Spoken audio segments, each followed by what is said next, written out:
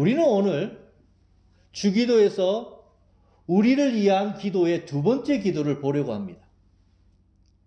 그런데 이 기도는 매우 불편하고 힘든 기도입니다. 바로 용서에 대해서 말하고 있기 때문입니다. 우리가 우리에게 잘못한 사람을 용서하여 준 것 같이 우리 죄를 용서하여 주시옵소서. 예수님은 33살이라는 젊은 나이에 아무런 죄도 없이 유대 극렬주의자와 로마에 의해서 십자가에서 처참하게 죽게 되었죠. 근데 예수님은 이 십자가상에서 자신을 죽이려는 자들에게 다음과 같이 얘기를 하셨습니다. 아버지여, 저들의 죄를 사하여 주시옵고 자기들이 하는 일을 알지 못합니다. 라면서 자신을 죽이려는 자들, 자기에게 폭력을 행하는 자들을 용서하여 달라고 기도를 했던 것이죠. 어떻게 자기를 죽이려는 자를 용서해 달라고 할 수 있는 것입니까? 예수님이니까 가능한 것이겠습니까? 그런데 예수님은 우리에게도 용서하라고 말씀을 하신다는 것입니다. 베드로가 예수님에게 형제가 내게 죄를 범하면 몇 번이나 용서하여 줘야 되겠습니까? 7번입니까? 라고 예수님께 물었죠. 이에 대해서 예수님은 7번뿐만 아니라 7번을 70번 할 정도로 용서를 해줘야 된다라고 얘기했던 것이죠. 7번이 70번이면 매일 그냥 용서해 줘야 된다는 것입니다. 개인적으로는 이 용서에 대한 주기도문 설교를 준비가 너무도 어려웠습니다. 용서하라는 주님의 말씀에 순종하기가 힘들었고, 그래서 도무지 이 말씀 준비가 진도가 나가지 않았습니다. 할 수만 있다면 이 주기도문의 이 부분을 빼고 건너뛰고 가고 싶은 마음도 있었던 것이죠. 이 말씀을 붙잡고 새벽마다 기도하면서 은혜를 구했습니다. 용서할 수 있는 마음을 하나님이 당장 주시지는 않으셨지만은 그럼에도 이 말씀을 전할 수밖에 없는 그 순종의 마음을 저에게 주셨습니다. 그래서 기도하는 마음으로 이 말씀을 함께 나누려고 합니다. 왜 용서해야 되는지에 대해서 성경적인 이유를 먼저 살펴보고자 합니다. 성경은 처음부터 끝까지 용서하시는 하나님에 대해서 말하고 있습니다. 하나님은 용서하시는 자비로우신 하나님이시라는 것이죠. 우리가 용서를 구하면 하나님은 용서하여 주시는 분이시라는 것입니다. 만일 우리가 우리 죄를 자백하면 그는 미쁘시고 의로우사 우리 죄를 사하며 우리를 모든 불의에서 깨끗하게 하실 것이요. 용서하시는 하나님을 가장 극적으로 보여주는 일이 하나님의 아들 예수 그리스도를 우리에게 보내셔서 우리를 위해서 대신 죽게 하신 일인 것이죠. 우리 사람은 이 하나님의 용서로 인하여 구원을 얻게 된 것입니다. 왜 우리 인간은 하나님의 용서를 받아야 하는 것이 있습니까? 우리 인간은 모두가 죄인이기 때문입니다. 요한 1서에서 요한은 이런 얘기하죠. 만일 우리가 죄가 없다라고 말하면 스스로 속이고 또 진리가 우리 속에 있지 아니할 것이다 라고 얘기했습니다. 이 말에 어떤 분은 내가 무슨 죄를 지었냐고 반발하실 분도 있을지 모르겠습니다. 그러나 피조물인 인간이 창조주인 하나님을 거역하고 무시하는 것이 죄인 것입니다. 피조물인 사람이 있어야 될 그 본연의 자리에 있지 않고 하고 싶은 대로 사는 것, 그것이 죄인 것이죠. 하나님을 떠난 인간은 선을 추구할 수 없는 존재로 전락해버렸습니다. 그래서 거짓과 다툼, 원망과 폭력, 무절제와 무정함으로 가득 찬 채 살아갈 수밖에 없다라고 로마서 1장에서 사도 바울은 얘기하고 있습니다. 죄를 짓고 죄 가운데서 살아갈 수밖에 없는 것이 우리 개인과 우리 인간의 역사라는 것입니다. 하지만 하나님은 자비로우시고 은혜로우셔서 그리스도 안에서 우리 죄를 사시고 우리를 용서하셨다는 것입니다. 하나님의 아들이 우리를 위해서 죄값을 대신 치르시고 그래서 우리는 사함을 받고 우리는 용서를 받았다는 것입니다. 정말로 감당할 수 없는 은혜를 우리가 잊게 된 것이죠. 그리스도인이 된다는 것, 우리가 그리스도인이라는 것은 다름이 아니라 이런 하나님의 용서를 받은 자라는 것입니다. 하나님이 용서하시는 그 용서를 누려 그 용서받은 자가 된다는 것이 바로 그리스도인이라는 것이죠. 그래서 그리스도인은 용서받은 자라는 것이죠. 예수님이 우리에게 남을 용서하라고 말씀하시는 이유도 바로 여기에 있는 것입니다. 우리가 용서받은 자이니 우리도 용서를 해야 된다는 것이죠. 예수님은 그래서 1만 달란트 탕감을 받은 그 종에 대한 이야기를 들려주십니다. 어떤 종이 주인에게서 1만 달란트를 빚을 졌습니다. 근데 1만 달란트가 어마어마한 돈이거든요. 지금의 돈으로 환산하면 자그마치 27조 원이나 됩니다. 우리나라 1년 예산이 2022년으로 600조 정도 되는데 1만 달란트는 우리나라 예산의 20분의 1에 해당되는 상상할 수도 없을 정도의 어마어마한 큰 액수입니다. 물론 이것은 비유이기 때문에 현실적으로 종이 주인에게 이런 큰 액수를 빚을 질 수는 없을 것입니다. 어쨌든 이 주인은 종이 도무지 이 빚을 갚을 수 없을 것을 알고 그 빚을 탕감하여 주게 되죠. 그 종은 감당할 수 없는 은혜를 주인으로부터 은혜를 누리게 된 것입니다. 근데 그 종이 1만 달란트를 탕감받고 집으로 돌아가는 길에 자신에게 100데나리온이라는 빚을 진 그 동료를 만나게 되죠. 1데나리온은 그 일꾼의 하루 품삯 정도가 됩니다. 그렇다면 100데나리온은 아마 1년 정도의 월급에 해당되는 돈이었던 것 같습니다. 그런데 1만 달란트 탕감받은 이 종은 빚진 동료를 보자마자 멱살을 잡고 빨리 내 돈 갚아내라고 그렇게 협박을 했던 것이죠. 동료는 곧 갚겠다라고 그렇게 빌었지만은 이 탕감받은 종은 그를 용납하지 못했고 그를 고소하여 감옥에 가두어 버리게 되죠. 1만 달란트 탕감해준 주인이 이 소식을 듣게 됩니다. 그래서 그 종을 불러서 질책을 하게 되죠. 내가 너의 빚 전부를 탕감하여 주었거늘 내가 너를 불쌍히 여긴 것 같이 너도 너의 동료를 불쌍히 여겨야 되는 것이 마땅한 것이 아니냐라고 질책을 한 것입니다. 그리고 주인은 그 탕감을 철회하고 종이 1만 달란트를 다 갚기까지 감옥에 가두어 버린 것이죠. 예수님은 이 비유를 맞추시고 난 다음에 다음과 같이 말씀하십니다. 너희가 각각 마음으로부터 형제를 용서하지 아니하면 나의 하늘 아버지께서도 너희에게 이와 같이 하시리라. 1만 달란트 이 탕감받은 어마어마한 돈을 탕감받은 종은 그에 비해서 너무도 미미한 빚을 진 그 동료에게 인색했었고 무정하게 대했던 것을 볼 수가 있습니다.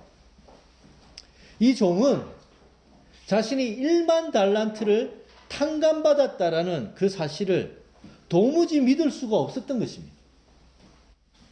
그의 경험에서는 일반 달란트가 탕감된다는 것, 이것은 가능하지 않았고 불가능한 일이라고 여겼다는 것이죠. 그래서 그 종은 1만 달란트를 탕감해 주었던 그 주인의 말을 믿을 수가 없었던 것입니다. 주인이 언제 돌변할지 모르겠다라고 여겼다는 것이죠.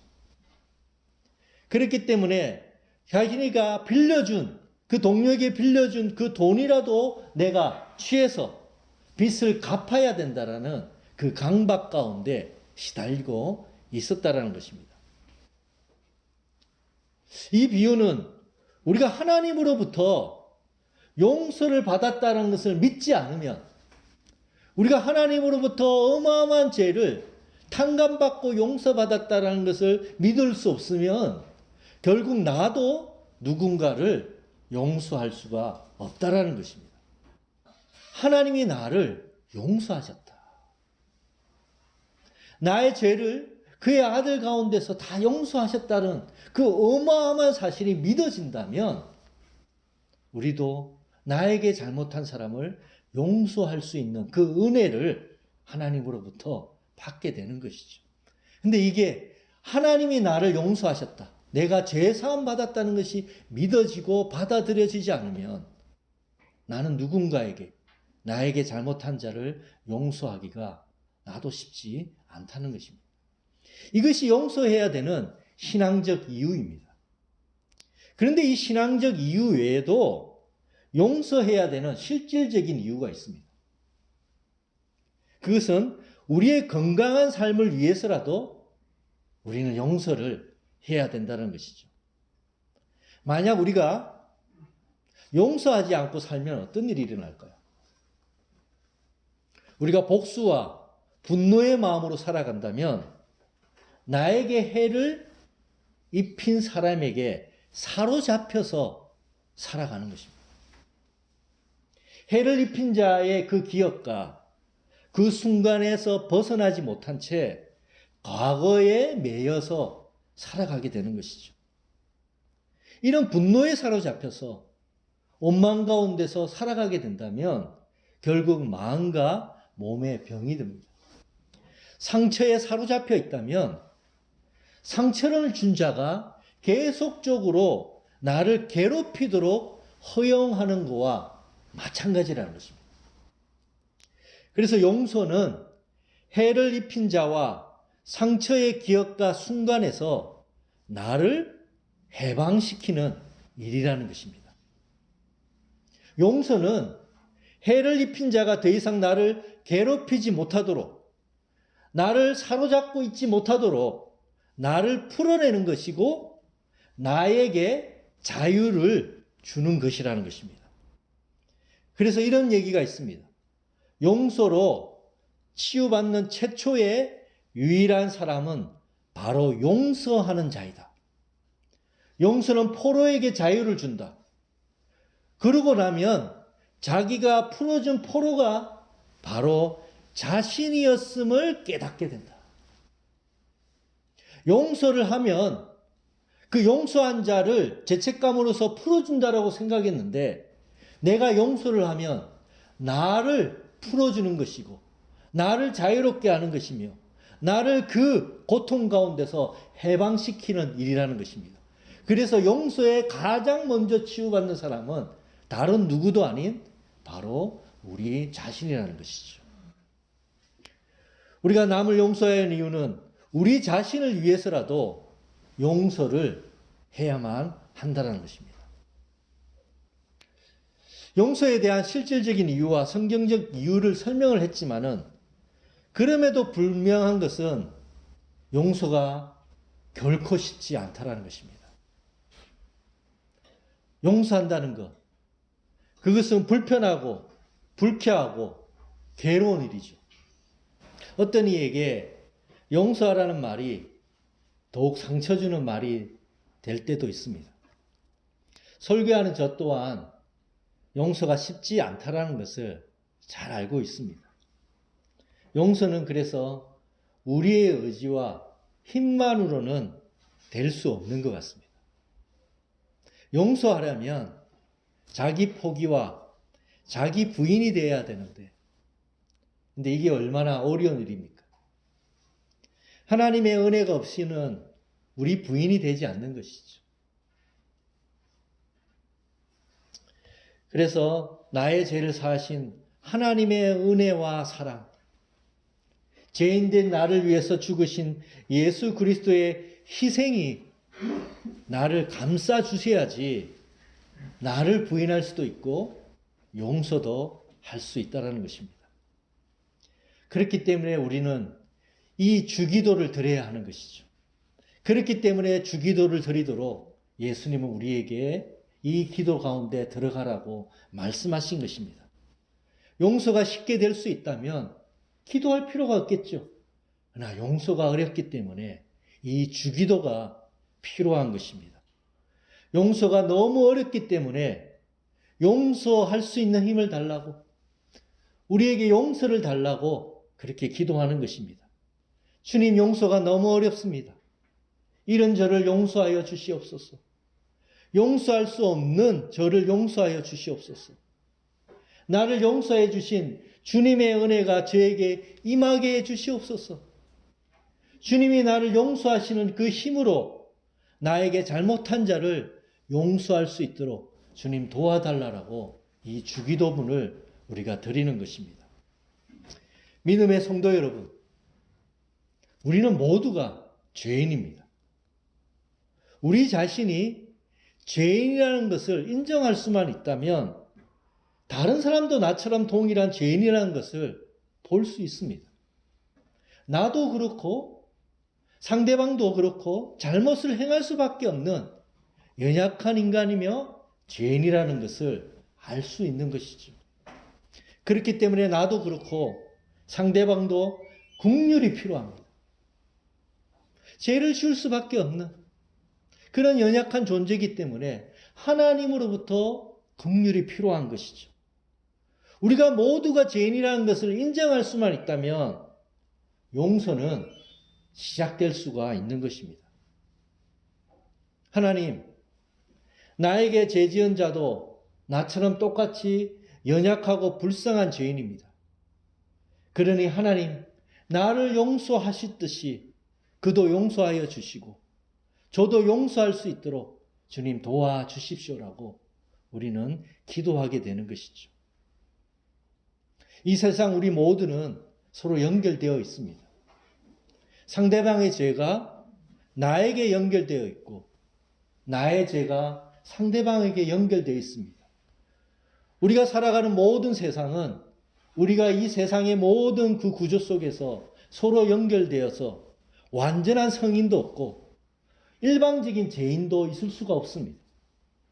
우리는 서로 연결되어서 죄를 범하고 있는지도 모릅니다. 세상에 행해지는 많은 잘못에 전적으로 무관하게 살아가는 사람은 전혀 없다라는 것이죠. 사회라는 이 구조 속에서 연결되어서 우리가 살아가는 한 어떤 형태로든 일정의 죄에 관여하고 있다라는 것입니다. 내 개인이 직접적으로 피해를 주지 않을지는 몰라도 때론 잘못을 방관하기도 하고 묵과하면서 잘못에 관여하고 있다라는 것입니다. 그래서 주기도는 우리 죄를 용서하여 주시옵소서라고 기도하고 있는 것입니다. 나 혼자 용서받는 것으로는 부족합니다. 우리 죄가 용서를 받아야 하는 것이죠. 나의 죄뿐만 아니라 너의 죄도 용서받기를 원해야만 한다는 것입니다. 그렇기에 우리의 죄를 용서해 달라라는 이 기도 속에는 기독교의 이름으로 행했던 지난 역사의 많은 악행과 잘못에 대한 것도 포함되어 있는 것이죠. 우리 지난 인류 역사 속에 기독교가 행한 긍정적이고 선한 일이 많은 반면에 수많은 잘못도 범했던 것을 우리는 알고 있습니다. 기독교 간의 종교전쟁, 십자군이라는 이름으로 행했던 그 만행들, 수많은 종교재판과 마녀사냥, 선교라는 이름으로 식민지에서 행했던 침략과 약탈 등 이루 헤아릴 수 없을 만큼 많은 만행을 우리 기독교라는 이름으로, 교회라는 이름으로 행하기도 했다는 것이죠. 지금 현재도 곳곳에서 기독교라는 이름 하에서 잘못이 행해지고도 있죠. 내가 직접 관여한 일이 아닐 수는 있지만은 기독교인이라는 이름 하에서 행한 잘못에 대해서 함께 용서를 구하지 않을 수 없는 것입니다. 우리의 잘못을 용서하여 주시옵소서라는 이 주기도는 기독교인과 교회들이 행한 모든 죄에 대해서 용서를 구하도록 요청하고 있는 것이죠. 그리고 다시는 그런 잘못을 하나님의 이름으로, 교회라는 이름으로 행하지 않기를 간구하는 기도인 것입니다. 말씀을 마무리하려고 합니다. 믿음의 성도 여러분, 용서만이 이 비극적인 인간의 삶과 인간의 역사를 구원할 수 있습니다. 인류가 용서 없이 복수에 복수를 이어간다면 그것은 지옥이 될 것입니다. 용서가 없다면 나라와 나라, 집단과 집단, 개인과 개인의 삶은 병들어 갈 것이고, 용서 없이 분노를 쌓아간다면 결국 파국으로 갈 수밖에 없는 것입니다. 왜 하나님은 용서하시고 그리스도는 용서를 보여주신 것일까요? 그것이 우리 인류와 우리가 살아갈 수 있는 길이기 때문입니다. 용서해야만 끝없이 이어진 이 복수의 사슬을 끊고 화평으로 갈 수 있는 길이기 때문이죠. 성도 여러분, 하나님은 용서의 하나님이십니다. 지금도 하나님은 용서하고 계십니다. 그리고 우리가 서로를 용서할 수 있도록 우리에게 힘을 주고 계시죠. 예수 그리스도가 그 길을 먼저 여셨습니다. 우리가 서로 용서할 수 있도록 용서의 길을 그리스도가 먼저 걸어가신 것입니다. 우리도 예수님이 먼저 가신 그 용서의 길을 따라서 걸어가야만 하는 용서받은 자들인 것이죠. 그 길이 우리를 향한 진리의 길이고 인류를 향한 생명의 길이며 구원의 길인 것입니다. 믿기로는 천국은, 하나님의 영원한 나라는 용서받은 자의 나라입니다. 또 용서한 자, 용서할 수 있는 자의 나라가 바로 하나님의 나라이고 천국인 것이죠. 그래서 영원한 천국에 들어가는 그 천국의 입구에는 용서의 문이라는 그 팻말이 걸려져 있을 것입니다. 아마 우리 가운데는 억울한 일, 부당한 피해로 오랫동안 원망과 분노에 사로잡힌 분도 있을지 모르겠습니다. 오늘 우리가 드리는 이 주기도를 주님이 들어주시기를 기도드립니다. 우리의 분노와 원망에서 풀어내어서 하나님의 사랑과 은혜 속에 들어갈 수 있도록 주님이 우리에게 은혜를 주시기를 원합니다. 하나님 우리를 용서하시고 품으셨던 그 사랑에서 우리도 잘못한 자를 용서할 수 있게 되기를 원합니다. 지금 당장 누군가를 당장에 용서하지 못할 수는 있습니다. 그러나 우리가 주기도를 드릴 때마다 주께서 우리를 용서할 수 있는 그 긍휼의 마음을 주시리라고 믿습니다. 그리고 우리가 이 주기도를 드릴 때마다 우리도 주로부터 오는 그 용서의 은혜를 누리게 하실 것이라고 저는 믿습니다. 이 주기도의 은혜가 오늘 이곳에 나오신 모든 분들 가운데 함께 하셔서 하나님으로부터 오는 그 용서 가운데 충만하며 우리도 누군가를 용서해서 이 땅 가운데 평화를 일구고 사랑을 나누는 믿음의 귀한 성도 되시기를 예수님의 이름으로 축원드립니다. 아멘.